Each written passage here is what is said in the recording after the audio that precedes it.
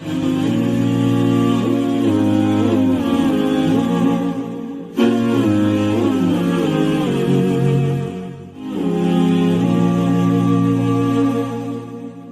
کے بعد ہم اگلی آیت جو ہے وہ پڑھتے ہیں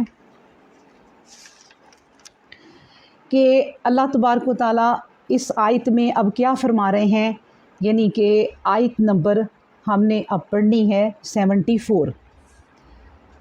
یحلفون باللہ، وہ قسمیں کھاتے ہیں اللہ کی۔ اب کون قسمیں کھاتے ہیں؟ وہی منافقین کی بات ہو رہی ہے، جن کے بارے میں ابھی ہم نے یہ پہلی آیت 73 پڑھی کہ وہ قسمیں کھا جاتے ہیں باللہ، اللہ کی۔ کس بات کے لیے قسم کھاتے ہیں؟ ما قالو، کہ ہم نے نہیں کیا، ہم نے نہیں کہا۔ کیا نہیں کہا؟ مطلب ایسی باتیں جو وہ پیٹھ پیچھے کرتے ہیں، نبی پاک صلی اللہ علیہ وسلم کی برائیاں کرتے ہیں اور طنز کرتے ہیں، مذاق اڑاتے ہیں، تو استہزاء کرتے ہیں۔ تو پھر جب ان کی باتوں کا پتہ چلتا ہے تو پھر یہ کہتے ہیں کہ ما قالو، یحلفون باللہ ما قالو، ہم نے تو کوئی ایسی بات نہیں کی، اور اللہ کی جو ہے وہ قسم کھا جاتے ہیں۔ تو اسی طرح کا ایک جو واقعہ ہے وہ ہوا تھا کہ واقعہ یہ ہے کہ حضرت انس رضی اللہ عنہ کی نسبت جو ہے یہ واقعہ ہے حضرت زید رضی اللہ تعالیٰ عنہ کے بارے میں۔ واقعہ یہ ہے کہ نبی کریم صلی اللہ علیہ وسلم تو خطبہ پڑھ رہے تھے تو ایک منافق نے کہا اگر یہ سچا ہے تو ہم گدھوں سے بھی زیادہ احمق ہیں، یعنی ہمارے بارے میں جو جس طرح کی یہ باتیں کر رہے ہیں تو ہم تو پھر گدھوں سے بھی زیادہ، اگر یہ سچا ہے تو ہم گدھوں سے بھی زیادہ احمق ہیں۔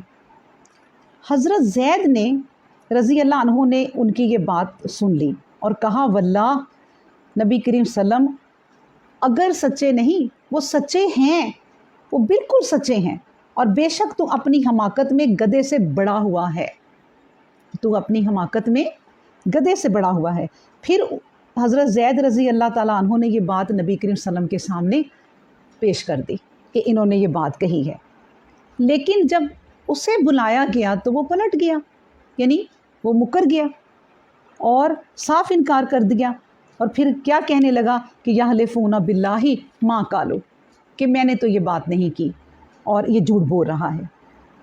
تو اس طرح یہ لوگ اپنی بات سے جو ہے وہ پلٹ جاتے، لیکن اللہ تبارک و تعالیٰ نے اگلی جو بات اس آیت میں کہی ہے، پھر کیا ہوا تھا کہ جو زید رضی اللہ عنہ تھے انہوں نے وہ جھوٹے پڑ گئے اور انہوں نے اللہ سے دعا کی کہ یا اللہ تو سچ جو ہے وہ سامنے لے آ۔ تو پھر کیا تھا کہ اللہ تبارک و تعالیٰ نے یہ آیت کا جو یہ والی آیت اور اس کا جو اگلا حصہ وَلَقَدْ قَالُوا كَلِمَةَ الْكُفْرِ،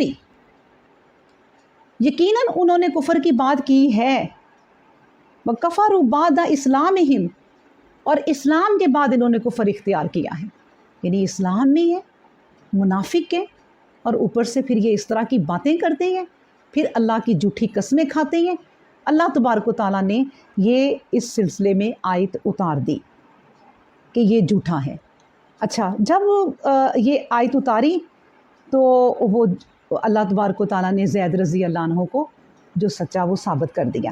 اب اسی میں اللہ تبارک و تعالیٰ فرماتے ہیں وَهَمُّوا بِمَا، اور انہوں نے ارادے بھی کیے، انہوں نے ارادے کیے، کس چیز کے ارادے کیے؟ جو بھی ارادے انہوں نے کیے لم ینالو، لیکن ان ارادوں میں یہ پورے نہ اتر سکے، پورے نہ ہو سکے ان کے ارادے تو انہوں نے بڑے خطرناک قسم کے کیے، بڑی پلاننگ انہوں نے کی نبی پاک صلی اللہ علیہ وسلم کو اذیتیں دینے کی، یہاں تک کہ قتل کرنے کی۔ مطلب یہ ہے کہ نبی کریم صلی اللہ علیہ وآلہ وسلم کا جو میں اب یہ جو سازش ان کی میں سنانے لگی ہوں کہ انہوں نے ایک جو سازش کی تھی وہ نبی پاک صلی اللہ علیہ وسلم کو شہید کرنے کی غزوہ تبوک سے واپسی پر انہوں نے کی تھی۔ تو یہ جو بات میں سنانے لگی ہوں اس کا ذکر صحیح مسلم میں بھی اشارتاً موجود ہے، اور صحیح مسلم میں ایک پورا چیپٹر صفات المنافقین، اس میں اصحاب العقبہ کا بھی ذکر موجود ہے، مطلب گھاٹی والے لوگ جنہوں نے آپ پر قاتلانہ حملہ کیا تھا، اب یہ کیا ہے کہ جب نبی کریم صلی اللہ علیہ وسلم غزوہ تبوک سے واپس آئے تو ایک راستہ ایسا آیا جس پر سے گزرنا تھا اور اس کو گھاٹی والا راستہ کہتے تھے۔ وہ راستہ ایسا تھا کہ وہ تنگ راستہ تھا، ٹائٹ تھا، جس میں تقریباً لائن بنا کے گزرنا پڑنا تھا۔ تو رات کا ٹائم تھا، خطرناک وقت تھا، تو نبی پاک صلی اللہ علیہ وسلم نے کہا سب سے پہلے میں گزروں گا۔ اور آپ کو پتہ ہے کہ اچھے لیڈر کی یہ نشانی بھی ہوتی ہے کہ جب کوئی جماعت پر یا کوئی قوم پر مصیبت پڑتی ہے تو جو بہتر لیڈر ہوتا ہے، بہترین، وہ کہتا ہے کہ سب سے پہلے یہ کام میں کروں گا۔ تو اللہ کے نبی کریم صلی اللہ علیہ وآلہ وسلم سب سے پہلے انہوں نے کہا میں اس گھاٹی میں سے گزروں گا۔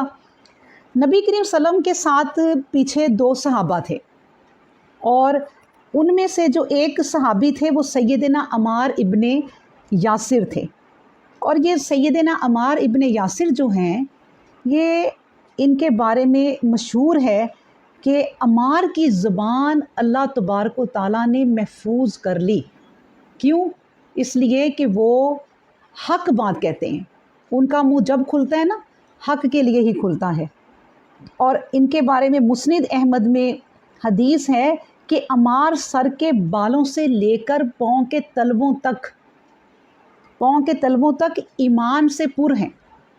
اور یہ جو صحابی تھے ماشاءاللہ یہ نبی کریم صلی اللہ علیہ وسلم کے ساتھ تھے۔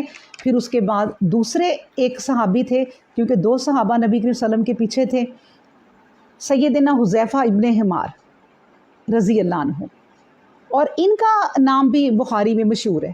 اور وہ کس لیے مشہور ہے کہ وہ نبی کریم صلی اللہ علیہ وسلم کے رازدار مشہور ہیں، اور وہ ہمیں اسی سے پتہ چلے گا کہ وہ راز کیا ہے۔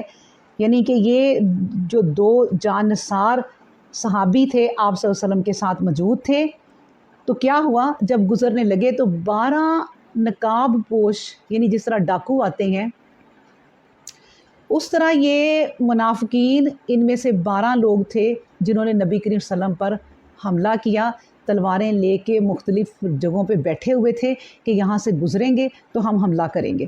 پھر انہوں نے حملہ کیا اور ان صحابہ نے نبی کریم صلی اللہ علیہ وسلم کو بچایا۔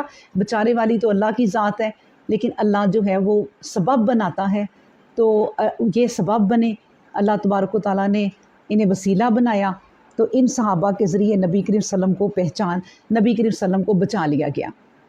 اور وہ اپنے جو ہے وہ کام میں، یعنی کہ جو اللہ تبارک و تعالیٰ فرماتے ہیں وَهَمُّوا بِمَا لَمْ يَنَالُوا، انہوں نے ارادے تو کیے لیکن اس میں کامیاب نہ ہو سکے، تو بس اللہ تبارک و تعالیٰ نے ان کو کامیاب نہیں کیا۔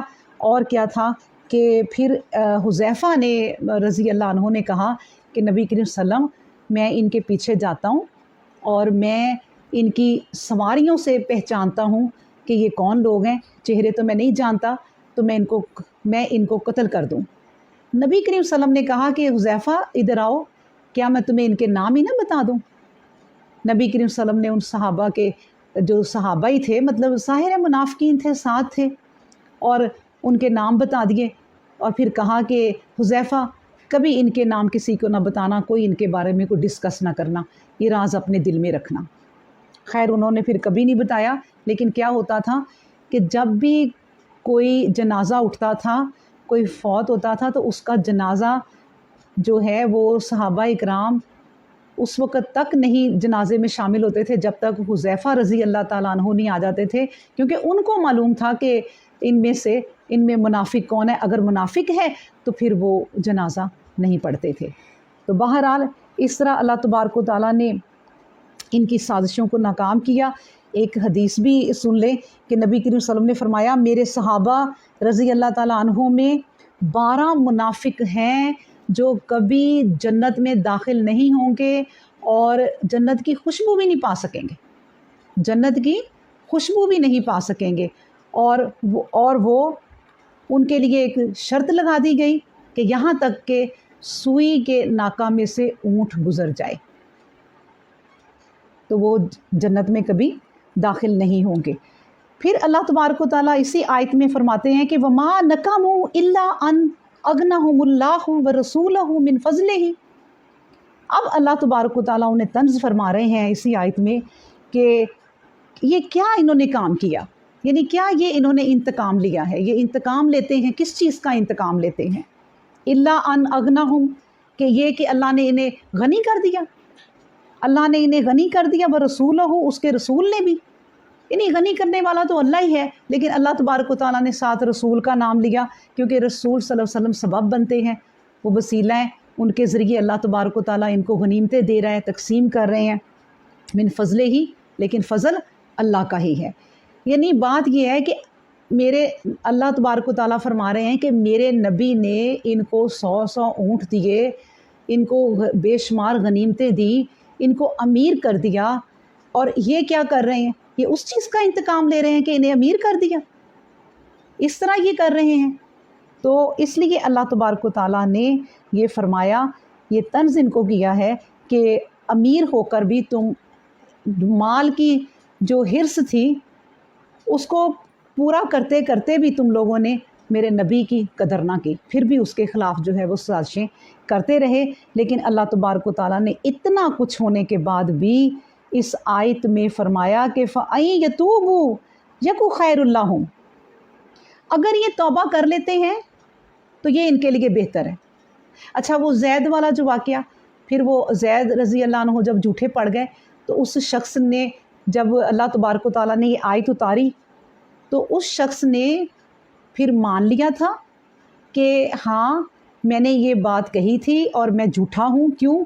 क्योंकि उसने कहा कि अल्लाह तबारक व तआला ने इस आयत में मेरे लिए एक रास्ता रख दिया है कि फ़अइन यतूबू यकु खैरुल लहुम, अगर ये तौबा कर लेते हैं तो ये इनके लिए बेहतर है। और उस शख्स ने फिर तौबा कर ली थी। फिर अल्लाह तबारक व तआला कहते हैं और ये कि अगर ये तौबा नहीं करते, वअइन यतवल्लौ, अगर ये तौबा नहीं करते, अगर ये मुंह मोड़ लेते हैं मेरी आयतों को पढ़कर भी, तो फिर युअज़्ज़िबहुमुल्लाहु अज़ाबन अलीमा, तो फिर इनके लिए सख्त अज़ाब है, फिर इनके लिए अज़ाब है। तौबा कर लेंगे तो खैर है, इनके लिए खैर ही खैर है, और अगर इन्होंने तौबा ना की और मुंह फेर लिया तो फिर इनके लिए अज़ाब है। और अज़ाब भी कौन सा? अज़ाबन अलीमा, कौन सा? दर्दनाक अज़ाब। रखें ज़रा आप चूल्हे पे ज़रा हाथ, चलें चूल्हे पे ना रखें हाथ, ही तो बहुत ज़्यादा हो जाएगा। कैंडल पे एक आप अपनी फिंगर रख लें और देखें कितना दर्द होता है। तो ये जिस अज़ाब में जलेंगे, सोचें उसका कितना दर्द है। इसलिए अल्लाह तबारक व तआला ने कहा कि तौबा कर लो तो बड़ी खैर है, और अगर तौबा नहीं करोगे तो फिर तुम्हारे लिए अज़ाब है, और अज़ाब भी वो कि जो दर्दनाक होगा। फिर अल्लाह तबारक व तआला ने और भी इन्हें धमकी दी है कि ये जो अज़ाब है कि फिर दुनिया वल आखिरा, ये दुनिया में भी होगा और आखिरत में भी। लेकिन कौन सा अज़ाब दुनिया में होगा? क्योंकि आखिरत का अज़ाब जो है ना वो तो आखिरत का ही है, लेकिन दुनिया का अज़ाब भी इन्हें होगा। वो क्या है कि इनके माल काम आएगा, इनके माल भी इनसे छीन जाएंगे, इनकी औलाद भी इनसे छीन जाएगी। अब देखें, ये जो उबई बिन सलूल था, उसका बेटा अब्दुल्ला, वो नबी करीम सल्लम पर ईमान ले आया था, अब उनका बेटा भी बेटा न रहा, इनकी औलाद भी छिन गई। तो इस तरह जो किसी के साथ बुराई करता है दुनिया में, फिर उसके साथ भी बुराई होती है। तो आखिरत का अज़ाब अलग। तो फिर अल्लाह तबारक व तआला फरमाते हैं कि वमा लहुम, नहीं है उनके लिए फिल अर्दी, ज़मीन में, मिन वलीय्यिम वला नसीर, ज़मीन में ना इनका कोई हमायती और ना इनका कोई मददगार। यानी ज़मीन में भी, आखिरत में तो कोई नहीं होगा ना। यानी आखिरत में तो ज़ाहिर है कि ना माँ के काम बेटी आएगी, ना बेटी के काम माँ आएगी। यहाँ जो जाने हम एक दूसरे पर छिड़कते हैं, ना ही बेटा बाप के काम आएगा, ना बाप बेटे के। और कहाँ पर दुनिया में माँ बाप अपना माल, अपनी जान, अपना वक्त सब कुछ लगा देते हैं इस औलाद को पालने के लिए, लेकिन वहाँ ना माँ काम आएगी ना ही औलाद काम आएगी, कोई किसी के काम नहीं आएगा। लेकिन यहाँ पर फिल अर्द, ज़मीन का जिक्र हो रहा है, ज़मीन में भी इनके काम कोई नहीं आएगा। मतलब ये कि ये ज़मीन में भी बेयारो मददगार हो जाएंगे, क्योंकि लोग फिर इन पर, ऐसे लोगों पर भरोसा नहीं करते कि जो मुनाफिक हैं, फिर ख़ानदान में बार बार झूठ बोलें, धोखा दें, फ़रेब दें। फिर जब कोई बात इन पे, अगर मुसीबत इन पे कोई पड़ ही जाए तो वो लोग इनकी मदद नहीं करते, क्योंकि वो समझते हैं कि ये झूठे हैं, ज़ाहिर है ये झूठ बोल रहे होंगे। تو اس لیے اللہ تبارک و تعالیٰ نے کہا کہ تم آخرت میں تو ہو ہی جاؤ گے کہ تمہارا کوئی حمایتی نہیں ہوگا، لیکن دنیا میں بھی تمہارا کوئی حمایتی نہیں ہوگا۔ اللہ اکبر۔ تو اللہ تبارک و تعالیٰ ہمیں آیت پڑھنے، سمجھنے اور پھر اس پر عمل کرنے کی توفیق عطا فرما دے۔